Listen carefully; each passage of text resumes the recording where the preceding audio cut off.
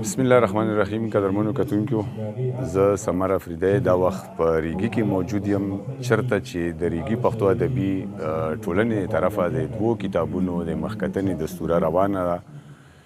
یو د اجمیر جهان صاحب سور او سرور کتاب دی او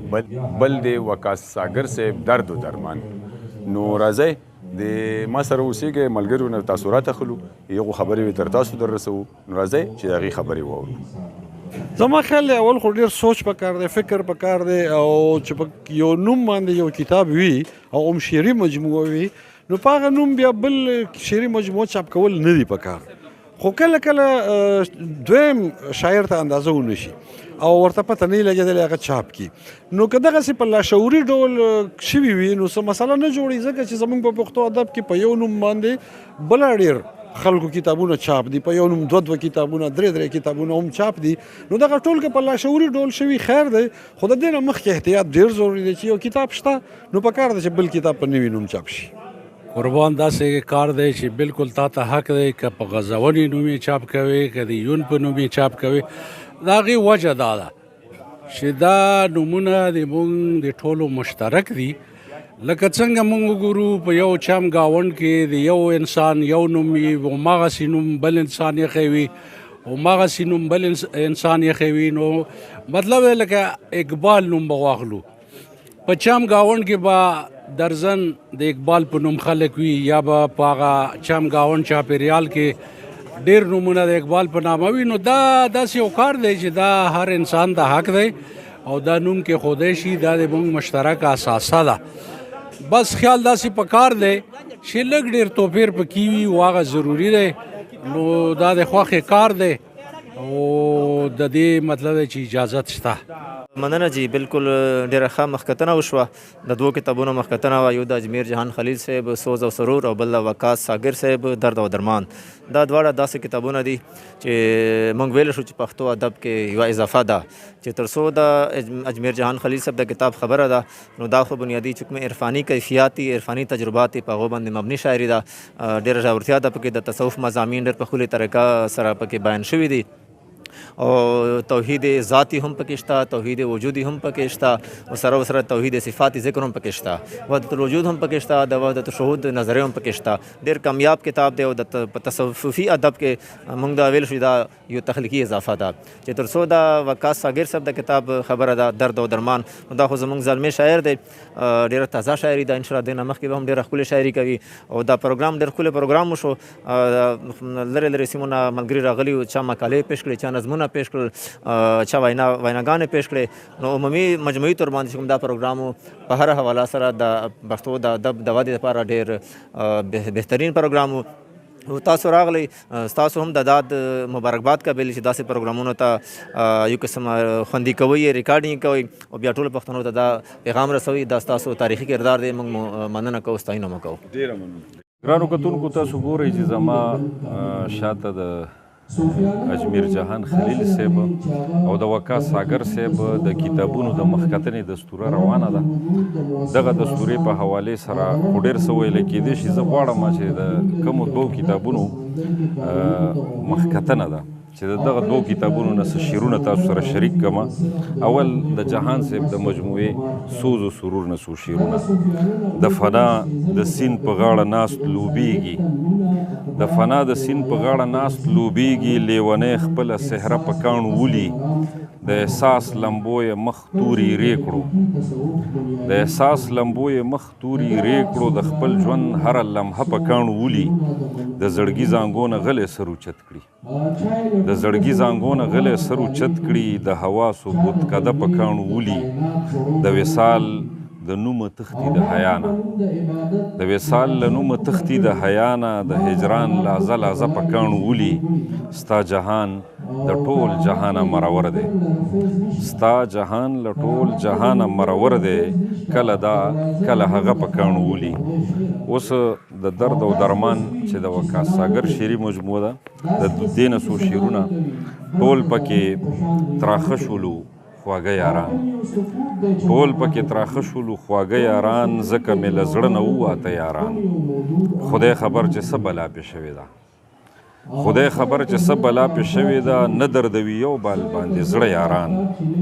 او یو پېښور ښار دې تل آباد اوسي یو پېښور ښار دې تل آباد اوسي اوسي پکې اوس هم بلا ښه یاران او غم چې براتلو نو یو مې نه لیدو غم چې براتلو نو یو مې نه لیدو ډېر په خوشحالی کې براتله یاران اوس چې دا وقاص ساګر یوازې دی اوس چې دا وقاص ساګر یوازې دی ویستی یې بې ننګه دي له زړه یاران اعوذ بالله من الشیطان الرجیم بسم الله الرحمن الرحیم ټول ناول خو سمر صاحب تاسو ته د ریګي سیمې ته په راتګ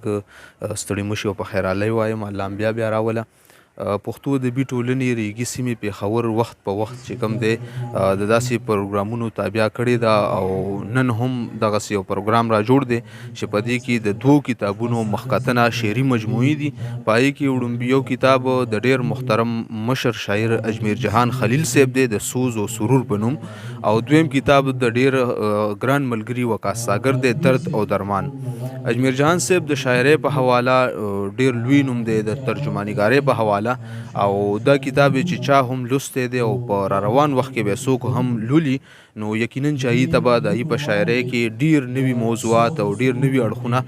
په نظر راشي همدغه شان وقاص ساګر هم چې کوم دی د وړومبۍ شعري مجموعه ده او ډېره ښه شاعري کړې ده تر ډېره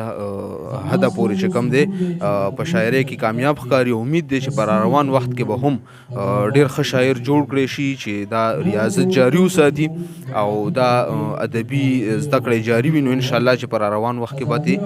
ډېر ښه شاعر جوړ شي او اوس شاعري هم په درد او درمان کې هم تر ډېره حده پورې ډېره ښه ده پښتو ادبي ټولنه په کال 1995 کې جوهر خلیل او هغې د نورو ملګرو دغه ټولنې بنیاد ایښی دی او په ریګي کې د ادبي کار یو کاروان روان کړی دی دغې ټولنې وخت په وخت باندې ډېر کتابونه چاپ کړي دي په کال 1996 کې تقریبا جوهر خلیل یو تذکره لیکلې ده د پښتو ادبي ټولنې نه چاپ شوې ده او هغه تذکره کې د ټولنې د ډېرو شاعرانو ذکر کړی دی د هغې نه بعد ډېر کتابونه چاپ شوي دي د ټولنې نه زه که دا ووایم چې په 2 درجنه کتابونه به د ټولنې نه چاپ وي په هغې کې شاعري هم ده په هغې کې نثر هم دی او په هغې کې تحقیق هم دی او بله دا ده چې د پېښور په سطح باندې د خلیلو په سطح باندې د خلیلو په دې تپه کې د پښتو ادبي ټولنې ریګي سیمې ډېر کار او زیار دی هغې د حنیف خلیل صاحب غوندې صدارت هم هغه خلک کړي او د هغې ملګرتیا هم د خلیلو ډېر لوی ستر او ادیبان او شاعران کوي او بلکې دا ټولنه د ټولو پښتنو ټولنه ده د هر ځای کتاب او د هر ځای شاعر راغلی دی او د هغه د دې ټولنې سره وابستګي او دې ټولنې ته خپل کار او زیار ورکړی دی دې سره خپله مینه کړې ده او دې ته خپل کتابونه ورکړي دي چې دا د دې ټولنې نه چاپ شي دا د دې د اعزاز نښه ده چې دومره لوی خلک هم دې ټولنې ته خپل کتابونه راوړي نو سمر صاحب کار یې خو ډېر زیات دی او په کار یې نورې هم ډېرې خبرې کېدی شي چې د ټولنې کارونه او ټولنې په نن سبا کې چې کوم دی په دې وطن کې خو ډېرې زیاتې شوې الحمدلله او خدای دې وکړي چې نورې هم زیاتې شي خو معیار او د مقدار هغه خبره ده چې معیار وساتلی شي نو پښتو ادبي ټولنې تل د شاعرۍ د کتاب د نثر د کتاب د تحقیق د کتاب یو کمیټي ده او هغه دغه کتاب ګوري او د هغې جایزه اخلي نو ډېر خوشحاله یم چې په دې ټولنې سره وابستګي لرو دا ټولنه زموږ نه ده بلکې د ټولو د پښتنو ټولنه ده ډېره زیات مننه بسم الله الرحمن الرحیم سمر صاحب د ټولو ناول خو ډېره مننه چې تاسو بیمار هم وئ طبیعت هم ښه نه او بیا هم تاسو ځان ورسولو او ډېر ښکلي ښاغلي د ادب ستوري زموږ د خلیلو د فریدو د بنو نه جاوید احساس صاحب هم پکې راغلی دی نو ډېر درانه خلک راغلي دي ډېر باشعوره خلک راغلي دي او